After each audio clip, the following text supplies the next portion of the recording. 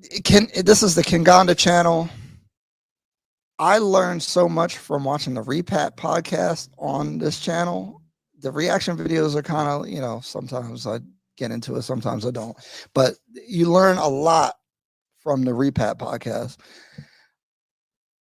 I know he's not doing it. I always aspire to get on there and talk, because I think they talk about some real stuff in a real way, which is really good. BBL, yeah, I'm trying to,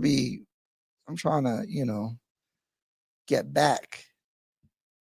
Trying to get back, especially by January when I go back to Kenya. I can't be looking, this is bad. And I didn't feel good. And I play soccer. Oh, it's brutal right now. All right. Anyway, let's get into it. Let's just do it. Black Americans need to definitely delineate from Africans. Pan-Africanism is supposed to unite the Black world so that we can all have parity and equality in our relationships, whether it's Black people of different cultures and communities coming together, or regionally within Black countries or in Black cities. The goal of Pan-Africanism is to do one thing: unite. However, okay, that intro combined with some of the things that I had been thinking about before is why I wanted to talk about this, and why the title is "Don't Bring This Mindset to Africa." But also, you're doing too much. And I'm not saying O'Shea's doing too much, but that's an impossible goal. You're trying to unite like hundreds of different tribes, cultures, people, climates, different countries. And yeah, they were colonized and the lines of the countries were drawn artificially, et cetera, et cetera. But you have a million problems. And if you're coming to Africa talking about you're going to unite the continent, woo, you're going to be disappointed. It's too big. It's too big. The issue is, if you lose your identity into people who keep theirs, you get taken advantage of. And this is the problem that the Black American community and many people in the diaspora, including Nigerian Americans or Ghanaian Americans, are. So if you bring your identity, or if you lose your identity or conform to the identity of the place that you're going, you'll be taken advantage of. I kind of identify with that to some degree, because the overcharging and things, like, you kind of are a target. I don't know. We'll continue. Caribbeans face, because again, once you grow up in a place, you're no longer that tribe and you're no longer a continental African. So you're trying to find your way. And we honestly believe that jumping into somebody else's community or assimilating with them is an automatic protection. But I'm here to tell you that it's not. Yeah. So I think Black Americans are a special case. And I know, oh man, I want to react to some of the Frank Zanu videos at some point, because there's debates whether Black Americans have culture. I do think there is a culture. It's a young culture, and it's a bit insecure because it's not based on, it's based on a lot of negative things, from slavery. And like if you look at soul food, it's based off of taking the worst food and trying to make it taste good, right? And so we are, I think partially, most of the people that want to move to Africa want to tie into a culture that's older and has more grounding than the Black American culture from which we came. Not that we renounce it, but I think we do want to assimilate. And not for protection, but I think that's what we are, part of our desire to go back, or to go, or whatever, however you want to say it. Jumping into somebody else's community and assimilating with them doesn't help you. It actually hurts you. And assimilation can mean certain things, but in this case, I'm against it. And I'm going to tell you exactly why Black Americans need to delineate from Africans when they move here. Delineation stops scams. Let me give you a real life example. So if that's kind of what this channel's for, right? So if you're an American and you go to Kenya and you want to buy property or do something, you can reach out to me and be like, hey, this happened. Is that right? Or, hey, who should I talk to? Or, hey, can you look at this contract? Now you have someone that can help you. So I kind of agree to some degree about that. There's like a beachhead or something. Like you have someone that understands where you're coming from and knows some of the pitfalls and can help you from your own community or whatever.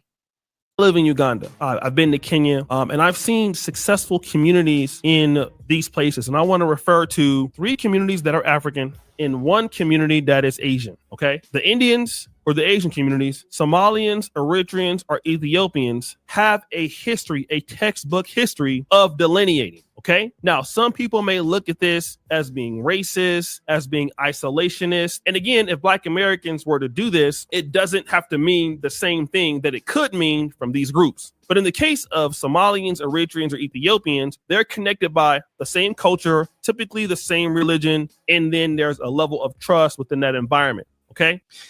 And I remember Austin made a video about this where he was talking about Black Americans can't work together or build in Africa or Kenya. And I think there's a really big oversight about this, is that we don't have the same type of culture as Somalis or Eritreans or Ethiopians, because we are fragmented and we've never had that type of culture. Well, actually we did before integration, to like conclave and work together in that way. Like the culture, like there's a elder culture, right? Where like if you look at Indians that come to the US, the first group, they'll buy a hotel and the patriarch of the family or whatever, and then they bring more people in and they tell them what to do and they work in the hotel. And then if they work in the hotel long enough, they invest and save to buy another hotel. But this is directed usually by like the patriarch in the family. Like there's someone in charge. I think Black American culture, everyone wants to be their own entrepreneur. Plus, they're family members in these other communities. It's not random people that they're meeting on the internet trying to collaborate to do business together. And so we don't have the same structure of these other groups. So I don't think it's realistic to think that we can do that.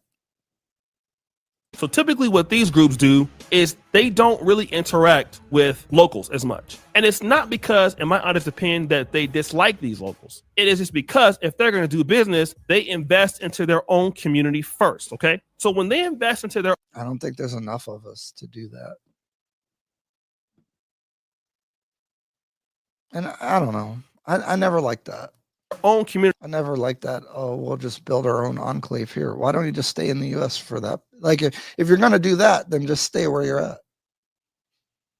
first, they are shielding themselves away from the problems or the chaos from the local market. This is different from Black Americans who come to Ghana or who come to Uganda or who come any place else, because many of us, we are coming, in like groups of, 3 or 4 or by ourselves. And so we're depending on people in the local market to do things for us. And, we have a higher chance of getting scammed. But what happens is these people build their communities. Yeah. I mean, you probably do have a higher chance of being scammed, to be honest. Inside out. So before they even come to Africa, they already have this community. So in this community, they're not going to have as many problems as somebody like myself coming over to Africa and establishing myself with a whole new community, a whole new language that I don't understand. All right. They build their own community. Okay. But I'm thinking, well, as I'm listening, right? We don't have that, but O'Shea's over there, right? The problem is, are other, like O'Shea don't have other people that he could be like, oh, it's time for you to come and work in the business, and then we're going to keep leveling up, right? Like he can't bring more. Like normally in these communities, they're bringing family members over, and then they're putting their family members in, like being the manager or whatever. And then when they have enough money, they're going to do another business or expand the business. Sid says, I don't think African Americans in Africa target Black Americans specifically. They target anybody as long as they know you are free. Yeah, I agree. The thing is, I think that what O'Shea is saying in the video is if you're on your own, you're easily the target, regardless of where you come from. And these other groups aren't having to ask or put themselves in a situation to run into these issues. But Black Americans coming by themselves, one, two, by themselves, without support, are easier picked off in these situations. Communities first, and then what they can do is they force these people in their community to be accountable. How many people have been scammed in Uganda or Ghana and somebody just tells you they're sorry? Because you can't force people to be accountable for things. But when it's in your own community, where can they run? Okay. 2, delineation forces leverage on the other group. I've seen this with Eritreans. I've seen it with Indians, and specifically here in Kampala. Okay. I've worked with Eritreans. They're excellent. You should ask why white Americans have no issues with locals, rarely complain. There are about 3 former U.S. ambassadors who have bought in. They don't say anything, and they probably stay in their own enclave, right? Like,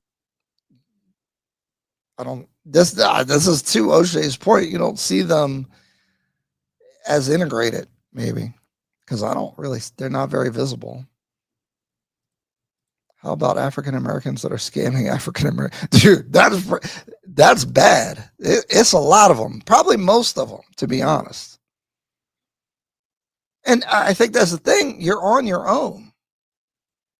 I think that's the larger point, is that there's no community to work with. I've worked with Ugandans also, but Eritreans, in my honest opinion, are the masters of this. All right. They compete with you in the local market. All right. Same thing with any other group, Somalians, Indians here.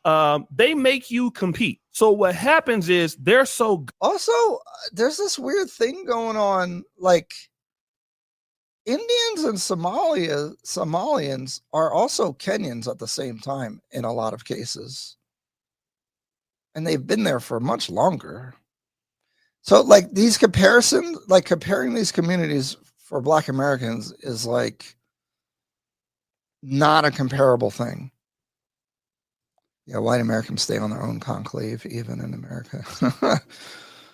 There's one major point that O'Shea didn't consider, which I see that Indians and Somalis have mastered. They keep themselves as a community in check from elite. Yeah, absolutely.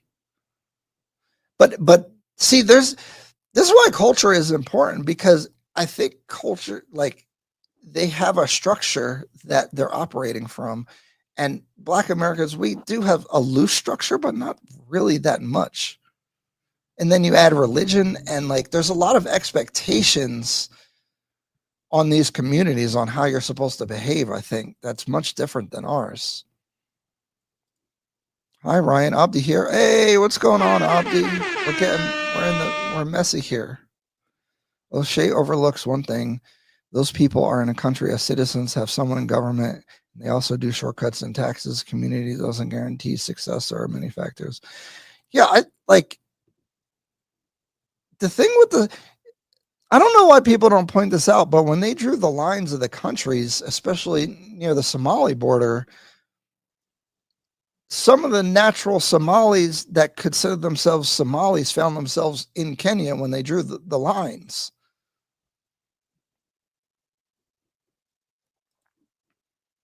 Good in the nightlife industry, the restaurant industry, they force others to play fair. In other words, their self-investment from the diaspora or into what they're doing, it forces the market to them. Okay. So you can't scam them. So they're less likely to go out of business. They can survive tough times. So it forces the market to come towards them. And anybody who wants to do business in one of their nice spots or one of their nice restaurants, pizza places, what it does is it makes you come to them on their terms. All right. Now they have leverage. They force the leverage conversation. So in order for you to deal with them, you have to treat them fair. And also, they beat you in the market.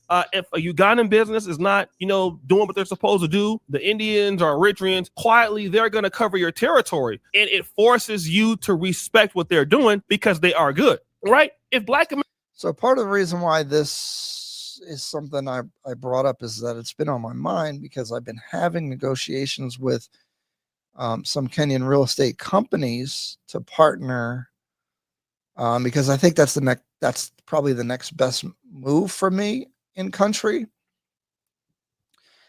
Or do I make my own company from scratch? And this speaks to exactly what O'Shea is talking about. His advice, I guess, would be to just do my own thing. But the prospect of building from scratch, which I've done, this business here. Again, I don't talk a lot about my US based business, but I have a real estate brokerage and it's a lot of work and I built it from scratch. Like a lot of this stuff in the office I've put together myself. This whole studio I've done myself. My back hurts. I'm tired. And so also collaborating with someone that knows the local market, I think is a powerful thing to do. But I do worry, am I going to have a fair deal?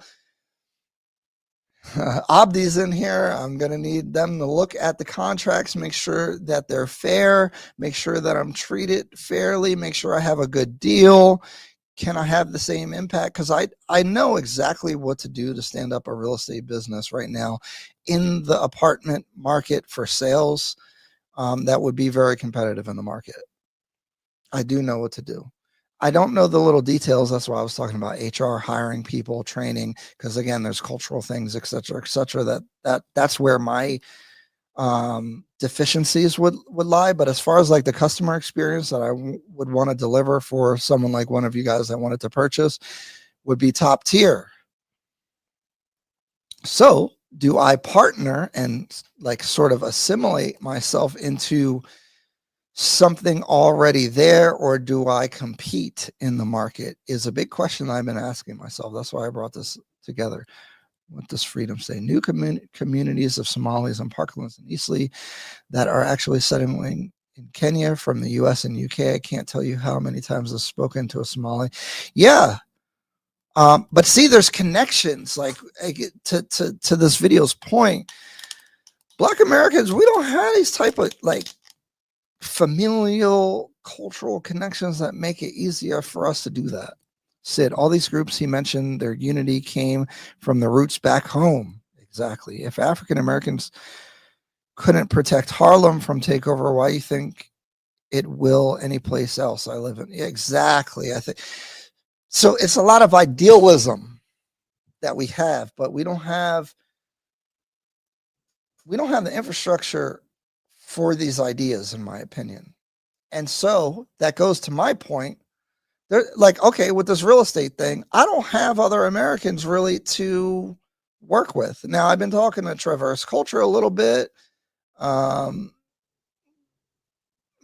don't know. Like, I don't know if there's things that we could collab on, but it's not that easy for us, to be honest.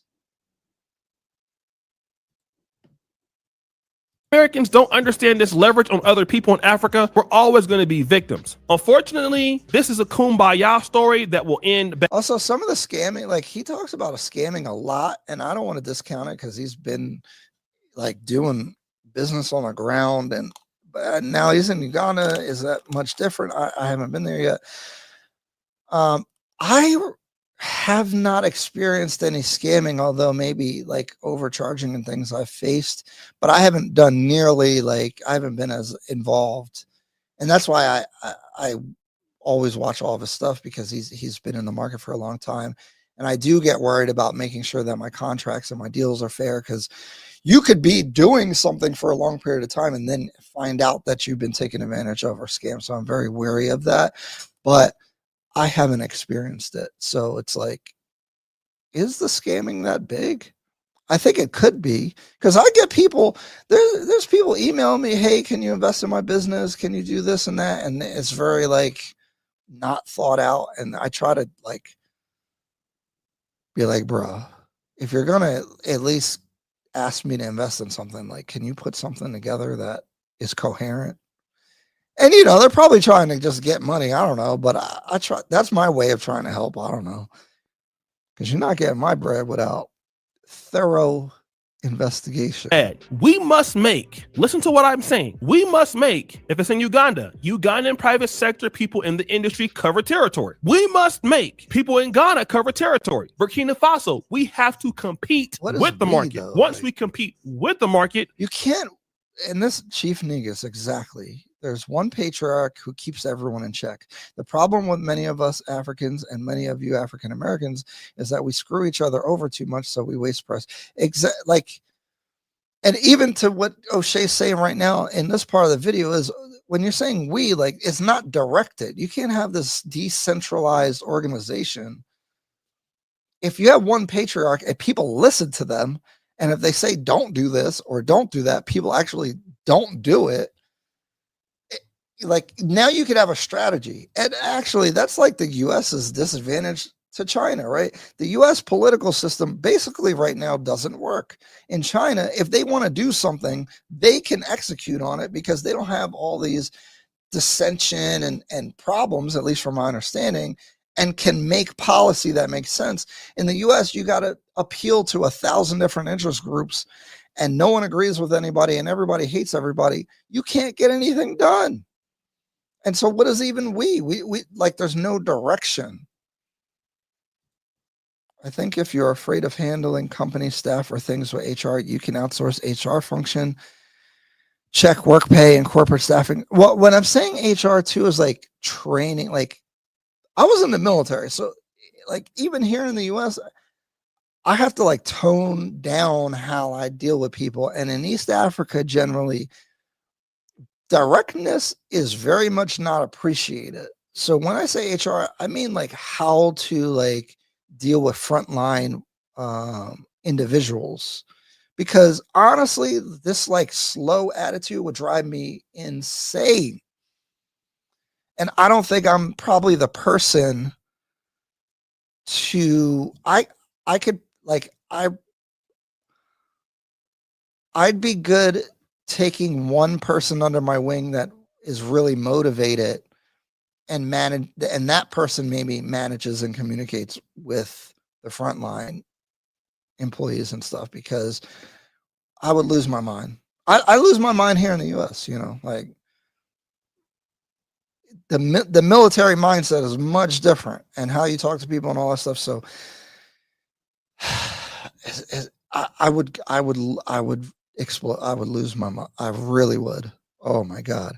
So knowing myself and knowing the culture a little bit, I foresee these being problems that I'm trying to solve for.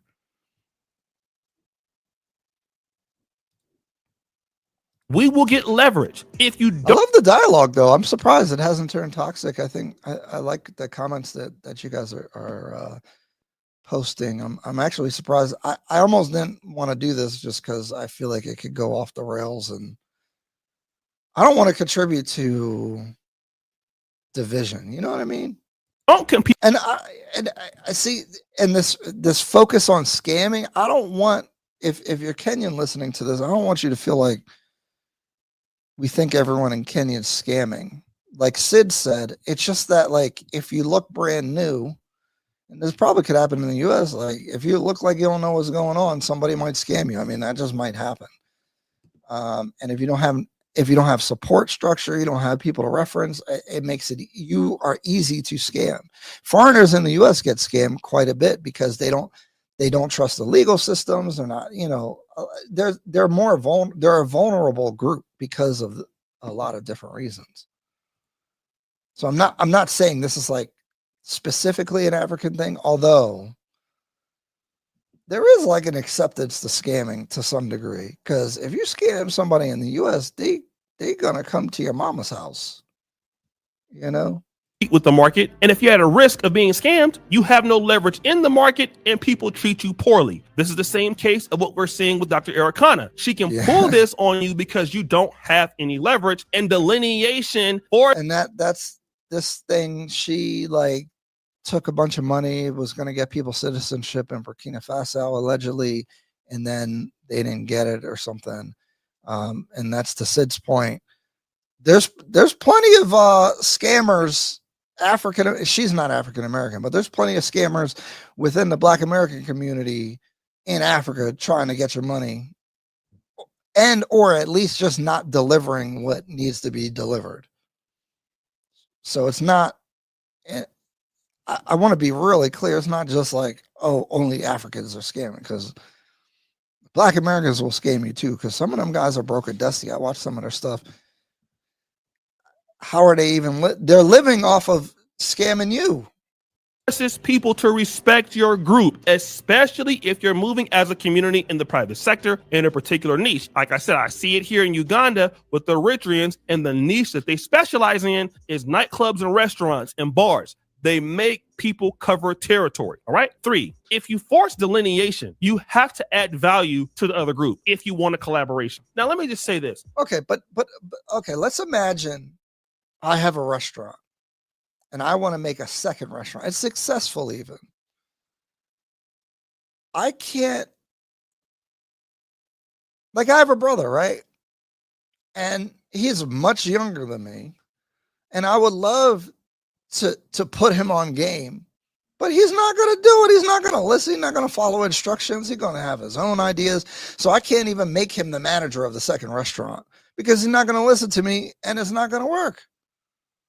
I think these communities have, again, the eldest, the patriarch, whoever it is, they're more likely to listen and follow than we. I don't have a person that I could be above to put somewhere. I don't have a lieutenant I could put somewhere.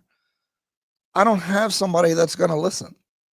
You know, even if it's in their best interest, and like if they're there long enough, like they're gonna be successful. They're just, that's not our mindset. We have an independent mindset, which is good in some ways to be entrepreneurial and all that, but in this sense, it does not.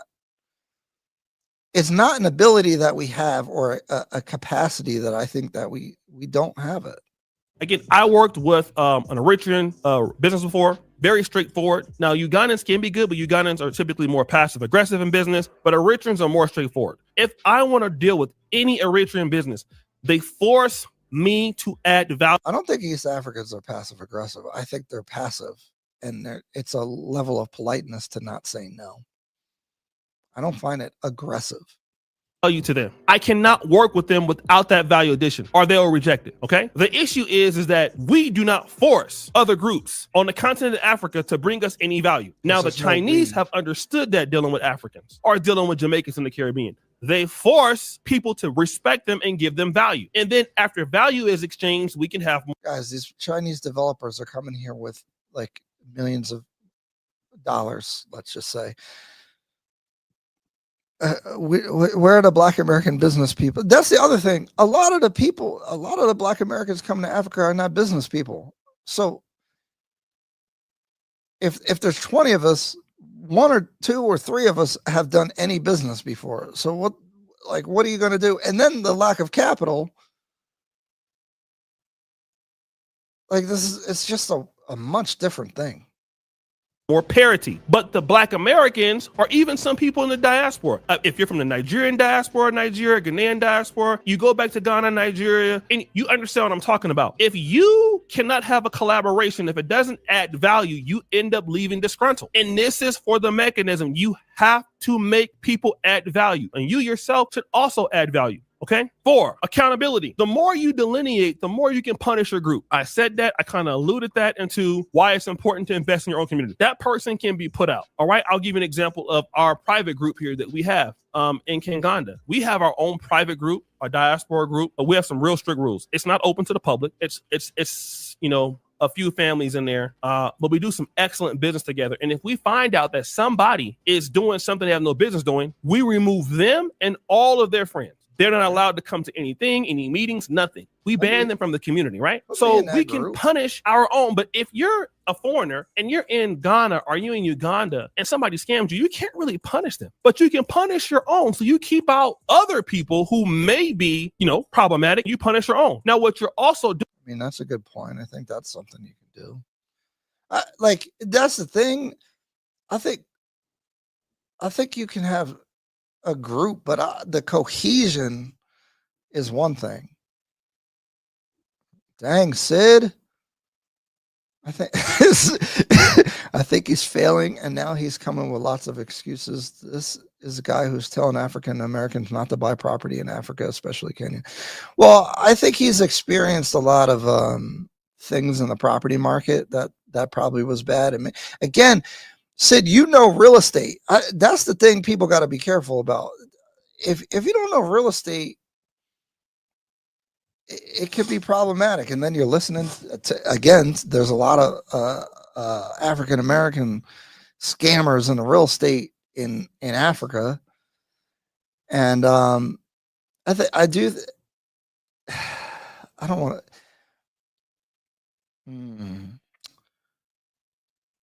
I think O'Shea's ran into a lot of problems, and he is upset about them. But I feel like I'm learning because I could read between the lines, and I think the issues he's talking about are real issues, but you probably could avoid them. But I don't want to talk about them like in a negative way because I don't know. Plus, I'd like to. I feel like we'd have a good conversation, to be honest. Doing is people who are good, you're forcing them to bring you value. And that's the other thing. See, I think he has the same idealism. That's why I started the video with the Pan-African unity, all that. And I know he's trying to do that just from all the content. And I think that's what brings you pain, because it's not just the business aspect. Like Sid, like you were saying, anybody could get scammed. If you're a foreigner or whatever, it's not personal. It's not because of who you are, really. It's the opportunity that may present. And I don't know, man. I don't know. Martino, you should learn about Maranga Kikuyus. They are the biggest corporate business people in Kenya and the region. They own them all. Yeah, so I mean, even tribes do that, right? But see, I think this is what I wanted to get at, is that tribes can do that because there's a cultural connection that's partially family. Like, they might not be a direct line, but you probably know their cousin. You could call their grandfather. Like there's a, when there's family connections, you can call somebody and be like, yo, this person is doing XYZ, and the family can come down on them. And I'm just assuming, I don't know, maybe not. You tell me if I'm right, but we don't have any of that. We just got random people coming. So there's no connection, there's nothing. And I really think that's overlooked.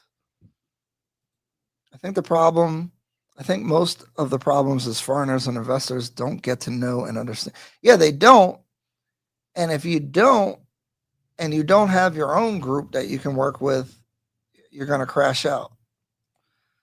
Icy said, scammers can only take as much as your own greed allow. Well, it's not greed. Don't say greed, but I hear you. If you see a YouTuber go to a country like Botswana for 2 days and sell a course guide, you're scamming yourself by buying it. Oh God. Oh, man. Blood hell. God. You can't make this shit up, people. Oh, man. I don't think he's a scammer, by the way.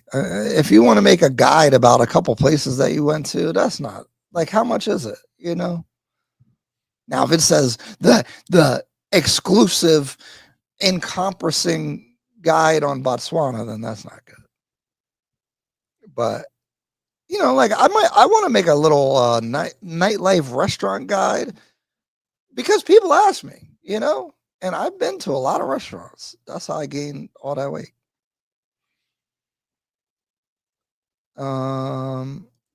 Someone said, Salah, Ryan, have you heard of Lloyd Masika? They are a real estate company behind Sarit Center. They are a partnership between a Kenyan and Brit. Check them out. Yeah, I'll check. I'll try to remember. I'm going to star that comment. Thank you. If you want to DM me on Instagram, not that you need to, but that's a good way to send me stuff. But I will look into it. But everyone's like, it's hard to see how people actually work, but I'll check it out. Spain and Australia had land scams for expats looking to move in their country. Yeah. I don't want to target.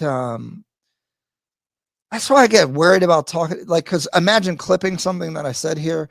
I don't want to come across like I'm like, they're just scamming everybody in Africa. You know what I mean? But it's just a matter of the subject that we're talking about. He never built business in America before moving to Africa. He claims that he was a medical student in Poland.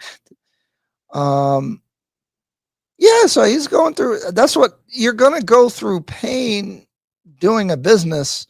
Because I've had I have a podcast studio here. I still never really figured out a good way to monetize. I've tried so many different things. I've had a bunch of podcasts, very not successful. And then imagine doing it in another country. But honestly, he's successful on YouTube and he's successful in content. So, and he was successful in content before moving to Uganda. But then making it like a business is hard for anybody. And then again, doing it internationally is just going to be hard. But he has done business though, to be fair. Wait, what is it? Martino, yes, and they work because of the same system where a patriarch sets up a business, employs his close people, and keeps everyone aligned. I think that's the biggest missing thing. Like, you need a director. And if it's going to be based off a family, which is a strong basis, because then they can just direct what's happening as a patriarch or whatever, then would be a better country for African Americans to go would be Ghana, since there are thousands of African Americans there. Yeah, but see, the other thing is, who are these people? Because when I see content from a lot of these creators, they're not business people, and they're usually kind of like on the radical side of the Black identity politics and all that kind of stuff.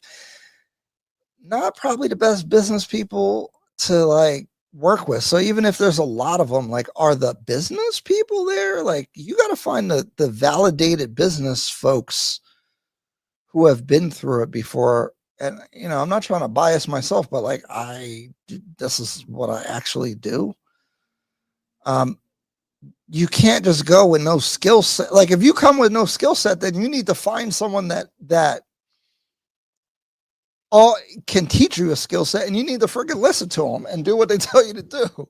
You know what I mean? And it's all over the place. We don't have the structure. We don't have the organization. We don't have a lot of capital. Where are the business people? Are the people going to listen to the actual business people who have validated business backgrounds and experience?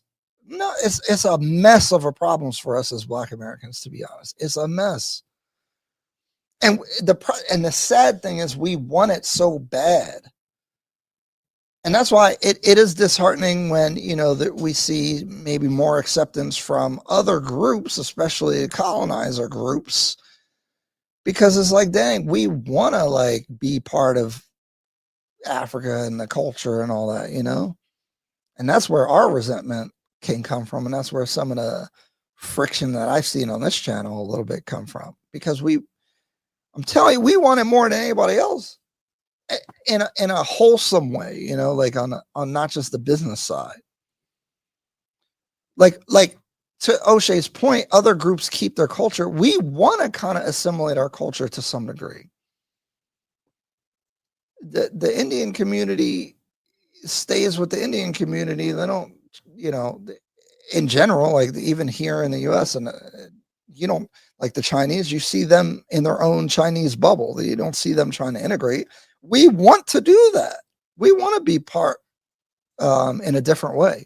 So when we're rejected, it hurts more, I think. Or we're not accepted, it hurts more. Said, I'm not even sure about him finishing med school. Man, I don't think he would be running with that narrative. He's a medical doctor. I believe him. I think both U.S. and African culture has their merits. When free market capitalism truly reigned in the U.S., that was the model. Well, this is very unpopular. But when there was Jim Crow and all that, we worked together better because we were forced to. Then we all, when you know, you were able to move into other neighborhoods, that's when things started falling apart. That cohesiveness went away. As for general morality and culture, Africa is far superior morals and value. This type of language is a little scary for me. Ryan, later on, look up another great Kenyan family empire called Wambugu Apples. They have the biggest apple processing factory on the continent and even export to Europe. His daughter, yeah, see, part of my wanting to build a life in Kenya is because I don't want to be negative towards Black American culture, but we don't have that culture that can create these things as easily. These families that work, you know, can work together and build. And I don't want to make it too personal, but I have a much younger brother that I would love to put on things, but it'll never work, you know? And there's like all these opportunities, like in Kenya,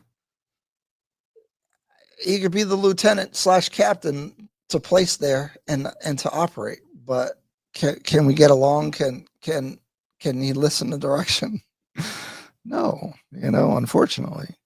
And that's fun. And that's our culture. Like, that's how we are. You know, everybody want to do their own thing. But I know those are the values that I would, when I have kids, want to pass down. A more hierarchical structure to family that I think leads to long-term success. That I think, again, a lot of the tribe, within the tribes, I think probably exist. And again, correct me if I'm wrong. You know, that's my assumption. Of course, the irony is neo-colonial. Yeah, because there is an appeal on the continent to westernize and get away from some of those values, which I think is risky. You need to have a skill set when you come to Africa. Yeah, like for example, you're doing the poultry farming, right? Like, but okay, in your example, like if you have a family member, like say you want to expand your business, what you would do is bring a family member in to help you do the expansion because you trust them and they need to be able to follow instruction. I don't have anybody to call. Moral value talk isn't scary. No, I know. I'm inclined to lean, to agree with you. My brain, we could have that conversation, but now you got it when you're talking on the internet, clips. No one cares about me. I'm not big or whatever, but I always think about that. Like when you're talking online, you just gotta have your thoughts together before you talk like that.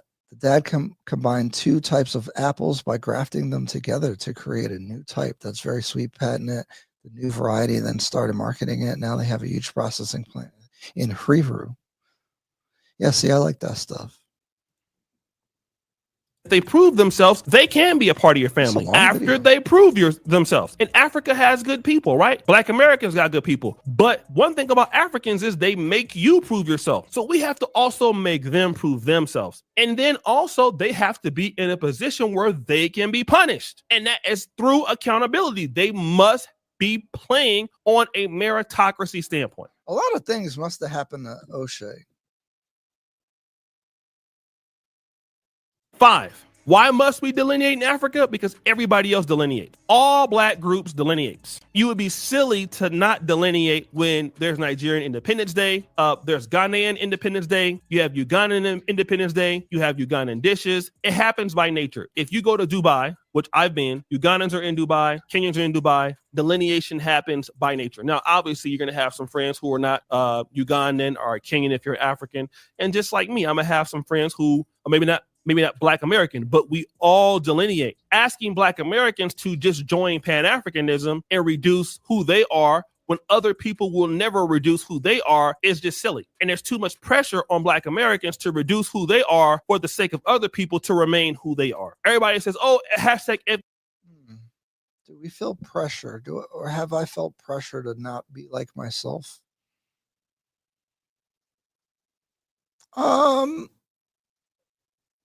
I think in negotiations and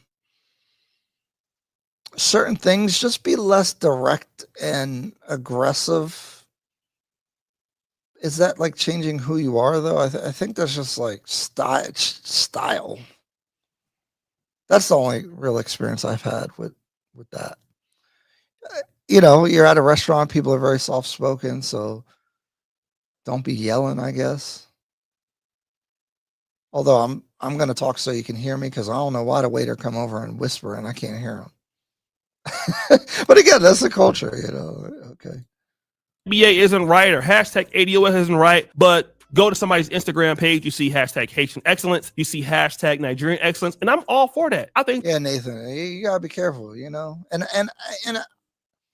I care about my reputation and how you present yourself. This stuff is important. It goes all the way back, like Kevin Samuels. Like I always appreciate it, like being very cognizant of your behavior online. So if you're not, you got to think about stuff before you just start talking about it, you know. And when you do lives, you got to be careful. So that's great. I love to see Black people winning. Hashtag Jamaican excellence. But no, everybody else delineates. Because all you need is a clip of you speaking in a way that wasn't exactly what you meant or articulated in a very good way. Let that go viral, and now that's people's bias towards you for a really long time, you know. No matter what, you will never hardly ever be accepted as one of them as a Ugandan. I know I will never be accepted fully as a Ugandan. And I'm okay with that. I'm not trying to be Ugandan. So therefore, let me delineate, because I've already been delineated by the other group. Other people automatically put you in the cast of delineation. All right? Automatically. They're going to call you Mzungu. They're going to call you whatever else. So you might as well delineate yourself. Don't call me Doesn't Mzungu. mean that you can't collaborate. Delineation is not an end to collaboration. It's just defining boundaries. 6, pointing on to that. Delineation does not equal disrespect. Because I'm delineating doesn't mean that I can't integrate. But I kind of always, like in the US, and maybe this is my bias, but I don't like when people don't integrate into the community. You know? Like I don't like that. I can only integrate or collaborate. It's a bit offensive. Like if you live in a country and then people come, but they don't want to participate in your country, they just want to have their own country in your country. That is rude. It is disrespectful, I think. Like you come to Kenya and then you just like have your own enclave and you don't even deal with Kenya. I don't like it. When there is value, if you don't want to give me value, I will stay within my own community until you want to give me value that expands our community. And then I can return. But you're voluntary. This is the thing. You are voluntarily going somewhere. And then want to have attitude about, like, I don't. And you want to have your own community within the place that you voluntarily went to. Doesn't make sense. Stay where you're at. Earn that value to you, okay? But if you do not, I cannot deal with you. I cannot deal with you based on charity, based on what. Because now, if you're coming to just extract resources because you see a business opportunity, I don't like that. Stay where you're at. And then see if that's your mentality, then then the locals should block you or kick you out or obstruct you, because You're not trying to contribute? Like, what? Honda dream. I can only deal with you what's practical because you only want to deal with me on base what's practical. Okay. 7, familiarity. Working with your own community increases speed. This is something that's important when you're dealing with Ugandans, for an example. I live Well, I think this is what I was like, I probably should cover this video. Hold on, let me keep going. I work here in the private sector, and Ugandans do things much differently than Black Americans do. Eritreans do things much differently than Black Americans do, but they understand how they want to do it. Indians understand how they want to do it. Somalians understand how they want to do it. The more that we can delineate in Africa, and we're doing... That has nothing to do with delineation. Look, this is... Americans are fast, efficient. We're looking for the fastest, cheapest, best way to do something. We're not trying to waste a lot of time. We're trying to get the business done so you could do other stuff. And that is a cultural thing. And so if I have a group of Americans, okay, so this is going to sound bad. Give me 5 Americans with some business sense. We're going to run the table just because we move fast. I've been in negotiations for a bunch of different things for months because everybody's moving slow in Kenya generally. And so let me have a team. Just because we're moving faster, we're going to smoke everybody in that market. And, you know, I'm not trying, and hopefully you listen to the rest of the stuff that I've said about being part of the community and not, you know, and contributing. But like, if it was a competition, whew, smoking, y'all. Too slow. Respond at the end of the day. What? Took a whole week to send a response back? What?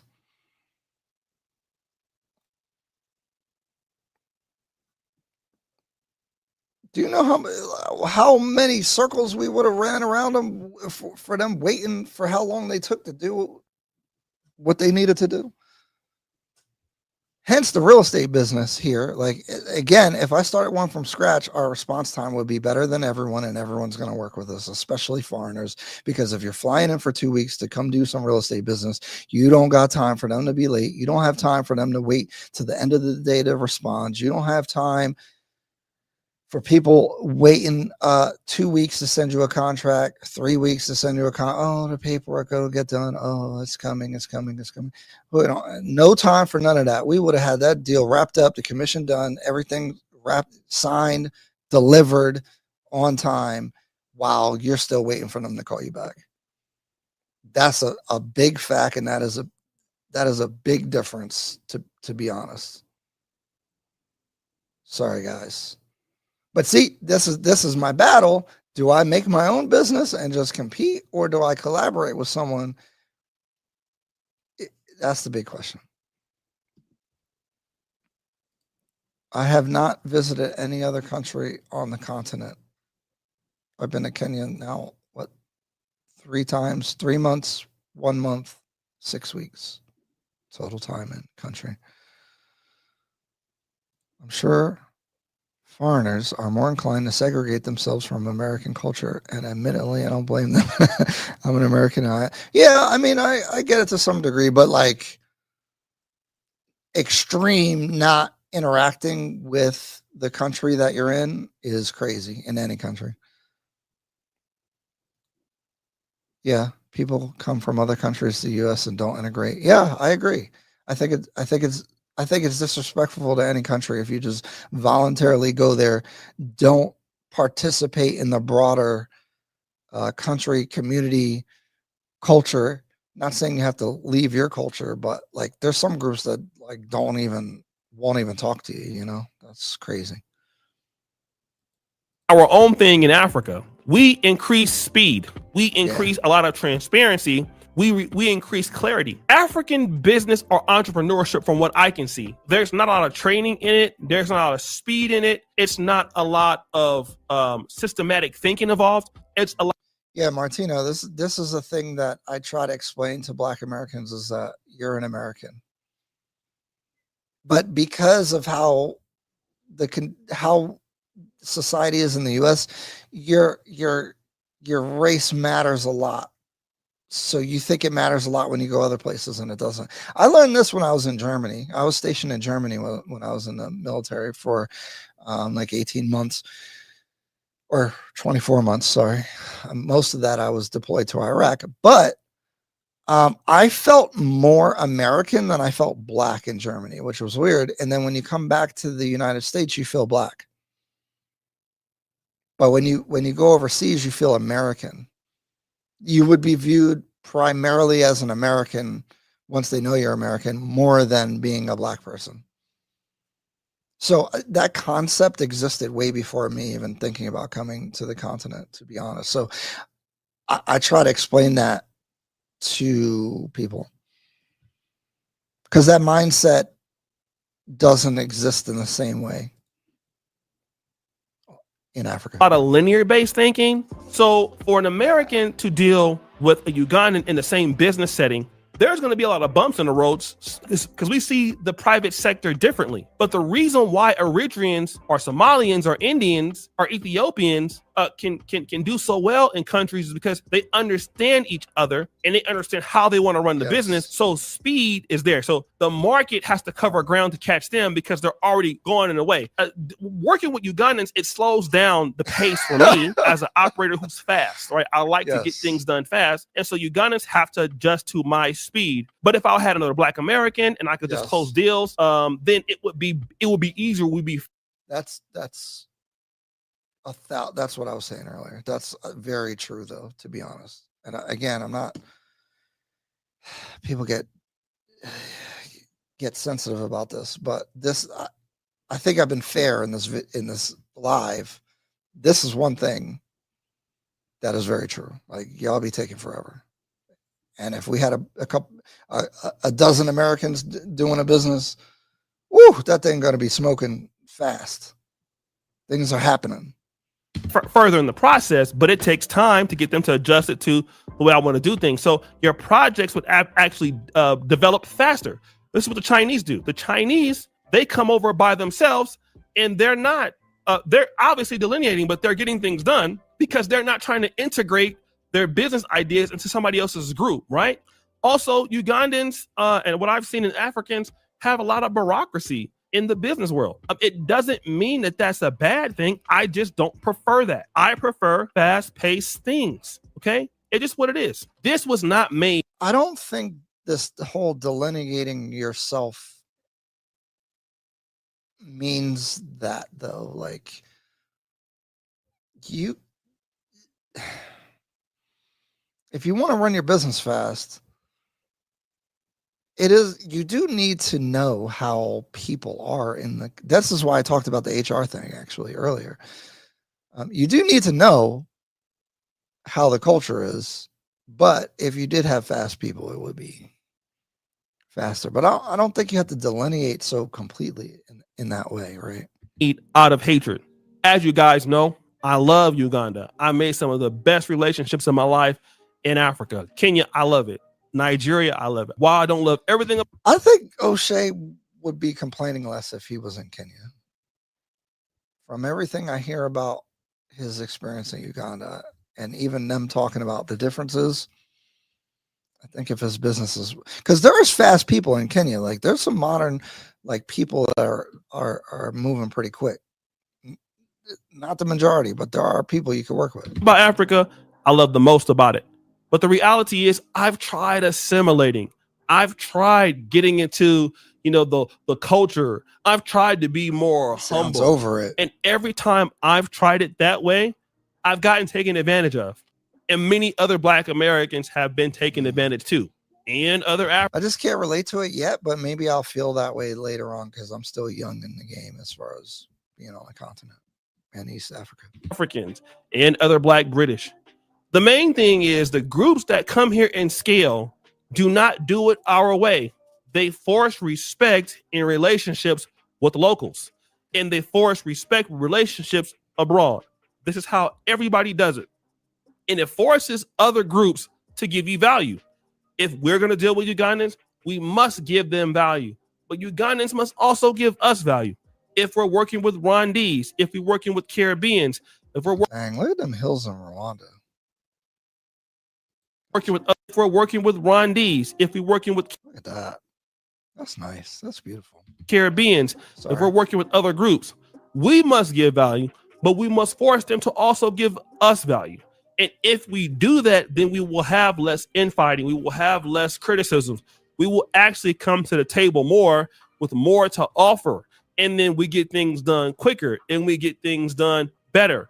But if we don't, we will have one side of the table of the community feeling like, they were taken advantage of, whether it be the African side or the Black American side. It's funny because, again, I've been in negotiations for some of these deals, and this is a concern that I've been having, but really from watching O'Shea and other content creators and from as much information as I gathered.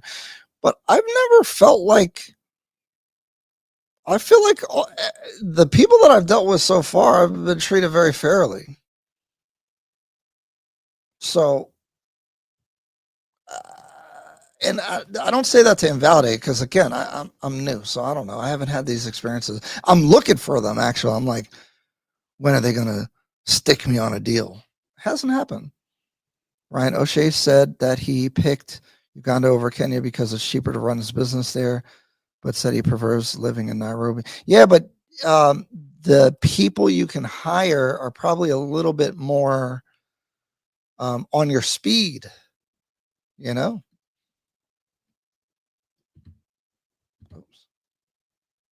Or the diaspora side. We all leave together with a level of chagrin, but the more we delineate and invest in our own communities, then we actually come to the table with more to give the other community. And then we have those relationships based on respect and based on leverage. Okay. Meaning that if I come to your community, I have something. Because if you mistreat me, you're afraid of the numbers that I have. And if I mistreat you, I'm afraid of the numbers that you have. So it makes me respect you and deliver on everything that I said I'm going to do. And all the other groups, once they know that I'm dealing with the Ghanaians. See, but I don't, and this maybe is a Kenyan thing a little bit, but I don't think that Kenyans are like, oh, well, he's a foreigner, just screw him, we got numbers. Like, I don't think people look at it like that. I think I could work with Kenyans that if we're on the same team doing the same thing, I think they have my back the same way an American would. I don't think they're going to sell me up the road. Like, that's what I don't want to buy into, is like this, oh, because they're Somalis, they're going to all gang up together. And like, yes, it's easier to work with your groups of people or whatever. But again, Black Americans, we kind of don't have that. So, I mean, what's the next best thing? Plus, again, I think many of us do want to integrate. So I don't see it that way, where it's like my group versus this group. I really don't see it that way. And that's probably the thing that the mentality I don't like the most about what he's saying. And I understand, but at the same time, like these groups, the cultures, like the connections, they do matter, but I don't think it's the end all be all.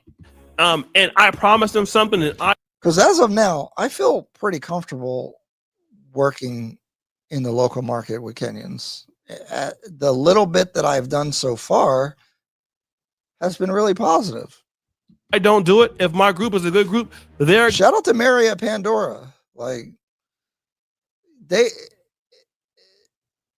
the developers, but also Mary, if you watch the videos, like, she is like on top of stuff, and she's always telling me what's going on, inviting me to stuff. So like, find the right people,